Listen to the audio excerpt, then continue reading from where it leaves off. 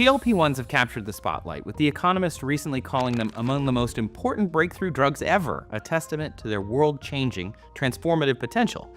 GLP-1s made the jump from a type 2 diabetes treatment to the top weight loss method, with some people seeing over a 15% reduction in body weight. Now millions of people are using them to lose weight. They've been called everything from a miracle cure to a dangerous shortcut, but with so much hype, it's easy for misinformation to get through. So what's the real story? To cut through the noise and get to the facts, I sat down with Jarvier Mohammed. Jarvier is a biomedical scientist with a PhD from the Icahn School of Medicine at Mount Sinai. I dug through the internet and I pulled videos and Reddit threads about GLP-1s, and together with Jarvier, I reviewed them and he explained what's real and what's misinformation.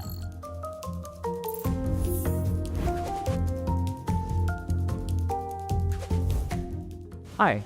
So let's get started with the first myth we've got, which is a Reddit thread.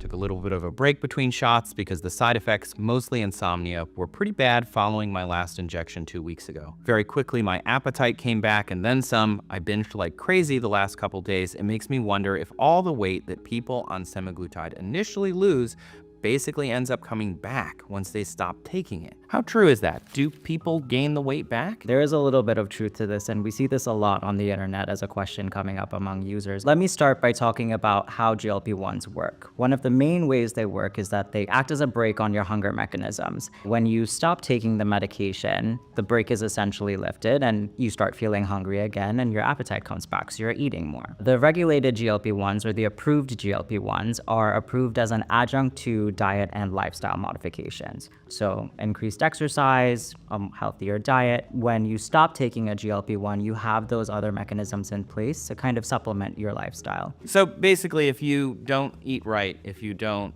exercise, even on a GLP-1, it's not going to help you as much. Yeah, there was a clinical trial about 68 weeks that showed that after discontinuing the medication, whether or not you continued with your lifestyle changes or not, there were some weight regains. One study showed that there was about a 2/3 weight regain based on what they lost. Is this for everybody, or can results vary? Weight loss is different for different people, and people respond differently in clinical trials as well. Some studies show that there are certain percentages of people who lose 5% of their weight, 10% of the weight. I believe it's up to 15%. And in terms of weight regain, it's sort of the same thing. Do people need to take these drugs forever? Is this just a maintenance dose, or can I take it and then I'm cured, you know? These drugs are approved as a chronic treatment or a lifetime maintenance treatment, so it's likely that these will have to be taken as a lifelong therapy. And then what happens when you stop? Do you stop and taper it off? Do you stop immediately? So there is no official recommendation on stopping the GLP-1s, whether you're stopping abruptly or tapering off, but there have been studies that showed that there is a benefit to tapering off in terms of maintaining that weight gain and supplementing with your lifestyle changes. But it's always important to consult with your doctor and figure out the best path for your treatment journey.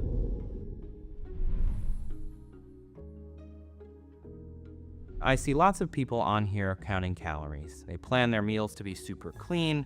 Has anyone on here had success with just eating what you want and the medication helps you, intuitively know when to stop?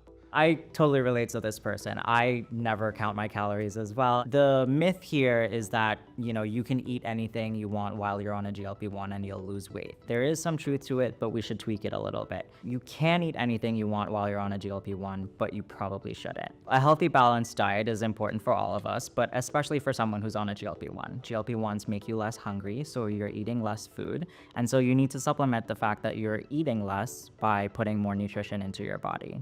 So it's important that we want to hit a few nutrition goals. We want to make sure that we're staying hydrated. We want to make sure that we're taking in enough protein so that we're supplementing muscle mass that we may be losing while we're on GLP-1s. But, there's a huge mental strain on measuring your food, weighing out your food, all these things. I personally don't do it. So it's just important that you're kind of, monitoring your own body, chatting with your doctor all the time, and making sure that you hit certain nutritional goals.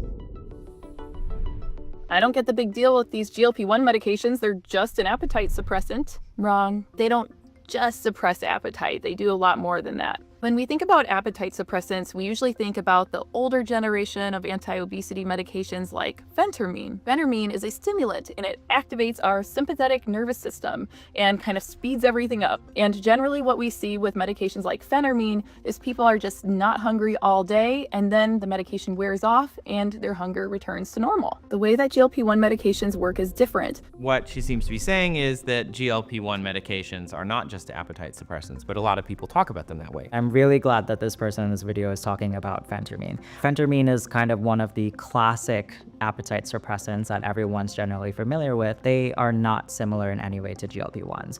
GLP-1s are receptor agonists, and the way that works is that they activate your GLP-1 receptors, which are actually located across multiple organs in your body. So they work in different places, including your brain, your stomach, your gut. Some preclinical studies have shown that they mitigate neuroinflammation. There are other studies that show that they may have an effect on fertility. Yeah, like a lot of receptors in our body, they are multitaskers. Yes. They do more than one thing. Yes. You mentioned neuroinflammation, like inflammation in your brain. What does neuroinflammation mean? Like, what does that do? So this is implicated in a lot of cognitive disorders like Alzheimer's, for example. So there are a lot of studies actually coming out right now examining the role of GLP-1s in mitigating Alzheimer's. That's amazing. So there's a lot more to learn, is what you're saying. We're still kind of exploring what these drugs can do. What does an appetite suppressant do versus all of the stuff we've been talking about with GLP-1s? So the appetite suppressants legitimately just make you not hungry. And GLP-1s sort of work in the same way, but the idea is that they go well beyond this. GLP-1s mimic a natural peptide that we have in our bodies. They mimic your normal biological mechanism. So, it tells your brain, hey, I'm not hungry. It slows your gut mobility, so the food's moving from your stomach a little bit slower. You feel less hungry. Researchers are also looking into other areas where GLP-1s can be effective. They're already approved for certain cardiovascular health disorders. They are being studied for sleep apnea and other indications. Wow. And so somebody starts taking GLP-1, they're thinking about what they're putting into their body a little more. They're thinking more about their exercise. They're thinking more about their health, and their brain is rewiring itself to kind of have a different lifestyle over time.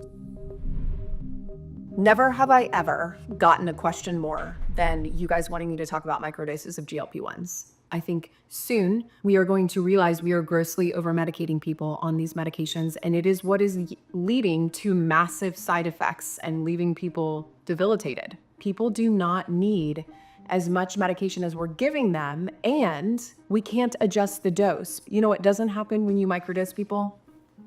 All those crazy side effects. What dose do they use for the FDA-approved branded GLP-1s versus the compound? Are they the same? So the different FDA-approved drugs are available in different doses, and there's typically a step-up dosing. So you start at a very low dose and make your way up to whatever your maintenance dose is. I would have to disagree with her in terms of the microdosing of your GLP-1s. The approved dose is the one that was studied, went through clinical trials, is federally regulated. You definitely want to stick to what has the most robust research supporting it. But, at the end of the day, you are putting a hormone into your body, so your metabolism is going to change, and that causes different effects in your body. And so side effects are likely to occur as well. So the idea that you're taking a drug at a dose that's higher than you actually need is a little bit hand-wavy. We talked a lot about myths today. How do we distinguish the myths from reality? GLP-1 is a hormone that's naturally in our bodies, and we're taking a drug that mimics that. That has a profound effect on our bodies systemically, and it's different for different people. Important thing to do is, as you said, dispel myth from reality. And so ways that you can do that is, you seek out reputable sources, you go to the drug websites, you read the data on the clinical trials. Avoid anything that's old information. GLP-1s are super new, and so there's new information coming out about them all the time. Finally, always, consult with your healthcare provider. They would have the best and most individualized advice for you. Well, that's a lot of really good information. And it's great to hear it from somebody who spends their time, studying stuff like this and understanding how it affects us. So thank you for coming and taking the time to answer these questions for us. Yeah, thank you so much for having me. We covered a lot in this episode, but to sum it all up, GLP-1s are a long-term commitment. They will not only help you achieve your weight loss goals, but maintain them. A part of using GLP-1s is adjusting your lifestyle. And while maintaining a healthy, balanced diet might be difficult for some, It will ensure you're getting enough nutrients and help manage those side effects, and it can help you lose weight. The effects of GLP-1s are felt throughout your body. Scientists have already found they improve heart health, and there's science emerging on other possible benefits too. And finally, by increasing your dose slowly over time, any GI side effects you may experience should be mild and temporary. But if they are severe or persistent, a lower dose might be the right choice for you. It's important to always talk to your doctor about side effects that you might be experiencing. Thanks for watching. Do you have a question about GLP-1s you want to get an expert opinion on? Leave a comment with your thoughts down below, and maybe we'll answer that in a future episode. If you found this video helpful, don't forget to give it a thumbs up, hit the subscribe button, and turn on notifications so you don't miss our latest content. We have more episodes on the changing world of health right around the corner. Sleep apnea, addiction, even memory loss, and cancer. We're talking about potentially tackling issues that we've been grappling with for hundreds of years. Ozempic, Wegovy, Mounjaro, Zepbound, these drugs are showing surprising potential.